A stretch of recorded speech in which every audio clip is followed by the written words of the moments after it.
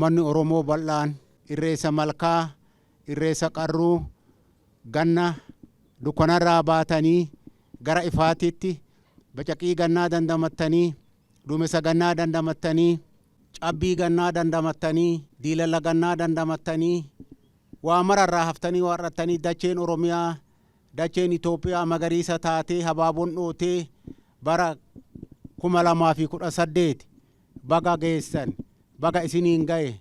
Akkasumas sabaaf sablammoonni ollaa keenyaa, sabaaf sablammoonni immoo Oromiyaa wajjin jiraattan baga irreessa malkaa isiniin gaye kan 2018 baga isiniin gaye jechuun barbaada.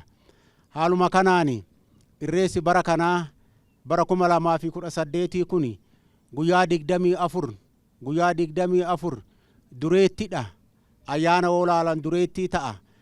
Hora xiiqii hora Finfinneeti irratti guyyaa 24 geggeeffama. Akka dhawa Oromootitti guyyaa safeeffannaati, guyyaa hoodati, guyyaa safeeffannaati, guyyaa hoodati. Finfinnee irratti guyyaa 24 kan kabajamu.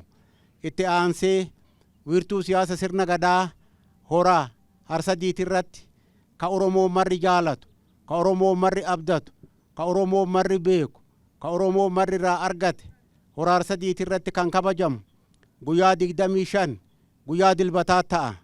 Guyyaa dilbataa ta'a. Guyyaan kuni adulaa qaraati.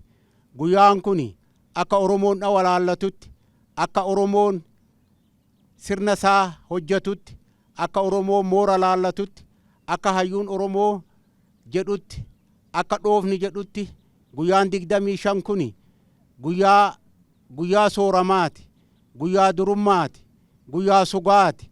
Akkanatti laallatti Oromoon guyyaa dilbataa guyyaa 25 hora Harsadiiti irratti kabajama. Ummanni Oromoo kan hawwii fi jaalalaan eegdaa jirtan irreessi bara 2018 hanga onkoloolessa 30titti bakka kalee Oromoonni itti irreeffataa turu, bakka kalee Oromoonni itti jila godhataa turu, ibaayaa godhatuu turetti in geggeeffama. Waaqni uumamaa, Waaqni Oromoo gurraachaa, Waaqni nuunaa ga'u. Akkuma amma dura godhachaa turretti Oromoo guyyaan kun guyyaa tokkummaa keessan itti argisiiftani. Guyyaa tokkummaa keessan dur daran itti cimsisiiftani.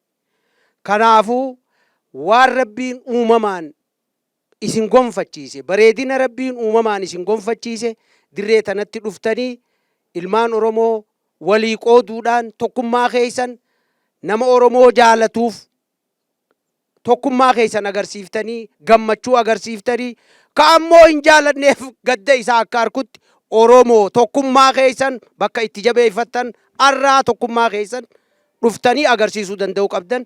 Guyyaan kun guyyaa Oromooti, hubadha. Ani jee Rabbiin haa jiru. Irree keenyaa, irreessi kan uummata Oromoo miidhagsuu, irreessi kun kan durirra adda kan isa godhutu jira. Wanti adda isa godhu hora Harsadiitti ta'eefuu hora Finfinneetti naannoon isaa miidhagee daandiin irratti bahee lafti bal'atee akka duritti wal dhibuun hin jiru. Ayyaana irreessaa kana ija teenya waan ta'eef Waaqa waan ittiin galateeffannuuf uummanni Oromoo baalixaaf dhufu hunduu ayyaana keenya ayyaana Oromoo kana akka dhufee itti nu irreeffatee, itti gammadee, itti miidhagee beera saboonni hunduu addunyaan hunduu dhufee akka nu galateeffatu hin gaafannaa. Ayyaanni irreessaa irree keenya, ayyaanni irreessaa jaalala keenya, itti wal jaalachuudha, lola of keessaa hin qabu, nagaa lallabaa, nagaa of keessaa qaba, waraana qabatanii dhufanii, irreessa qabatanii dhufanii, haajaa godhatanii dhufanii, haajaan achumatti dhisanii irreessa Waaqa ofii galateeffatanii dhufuu. Waan kana ta'eef hora kana akkuma nagaan dhuftanitti nagaan akka galtan, akka miidhagsitan, akka nuu miidhagsitan, akka ayyaana keechan guddifatan uummata Oromootiif yaada dabarsinaa, ergaa dabarsinaa. Galatooma. Irreechi baranaa Oromoodhaaf irreecha ammaan duraatii oli caalmaatti waan nama gammachiisu jira.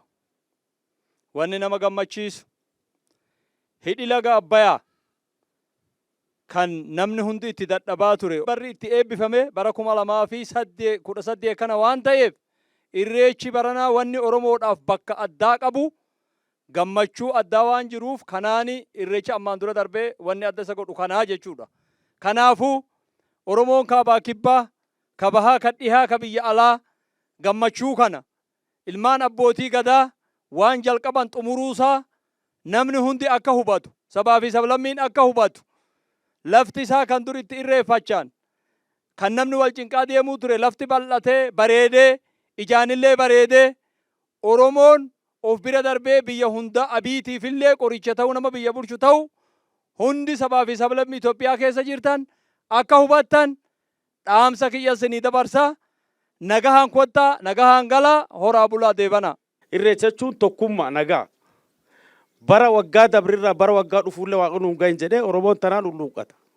Kanaaf ka kaabu jirtan, ka kibbi jirtan, ka baadhii jirtan.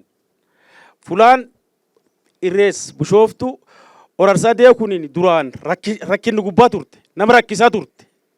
Har'a ammoo mootummaan keenya midhaasee akka namni tokko walitti hin buun tolchee waan midhaaddu kana dhuftaniin waliin laaltaniin waliin irreeffattanii tokkummaa keenyaaf naga keenya akka waliin irreeffan Oromoo kaabaa kibbaa baadhii jirtan sabaaf sablammii jirtullee waliin ergaa isanii dabarsin oraa bula.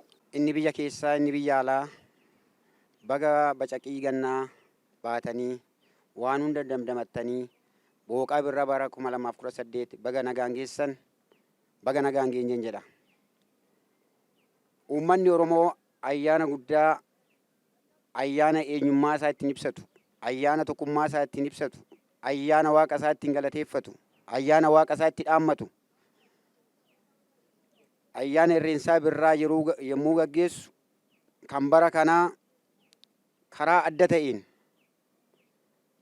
karaa turizimii ibsuun, karaa diinagdee ibsuun, karaa biyya ibsuun, karaa biyya ijaaruun waan qophaa'eef fulbaana 24 hora Finfinnee bakki isaa turizimii ta'ee miidhagee bareedee guddummaa biyya kanaa ayyaana biyya kanaa kan ibsu waan itti qophaa'eef fulbaana 25 hora Arsadee Bishooftuu irratti naannoon ishii miidhagdee naannoo ishii turizimii taatee bareeddee waan jirtuuf guyyaa kana akka dhuftanii waliin irreenfannu, akka waliin milkeessinu, akka waliin bareennu, akka waliin miidhagina keenya ibsinu, akka nageenya keenya bakka nageenya keenyatti lallabannu, bakka tokkummaa keenyatti lallabannu waan ta'eef karaa nagaa dhuftanii karaa nagaa akka deebitan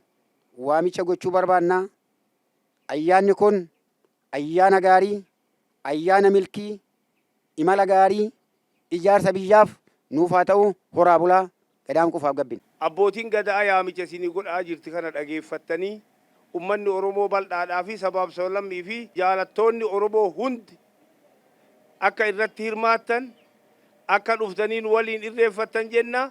Irreessi baranaa, irreessa milkii, irreessa tokkummaa, irreessa araaraa, irreessa nagayaa ka waaqa keenyatti galata galfannee rabbiin keenya nu araarame Oromoo tokkotti nu godhu haa ta'u jedha galatooma. Ayyaana kana ayyaana Oromoo haa tokkummaa haa wal jaalalaa akka nagaan dhuftan yaamicha akka abbootii gadaatti isiniin gooneerraa haa wal jaalalaa haa wal gammadaa akka ayyaana duraa wal jaalalaan akka dhuftanii irreechiffattanu yaamicha isinii dabarsinaa akka abbootii gadaatti horaa bulaa deemana. Irreessi kaayoo, irreessi tokkummaa, irreessi misooma, irreessi kaayoo ka wal dhageettii uummata keenya, ka wal dhageettii Oromoo keenya, irreessi milkaa'inna akkuma abbootiin gadaa gurmooftee durum dhufti uummati keenya kaayee geettafilleen akka gurmaa'ee nagaan irreeffate nagaan galu yaamichi lasanii goone gadaan quufaaf gabbin.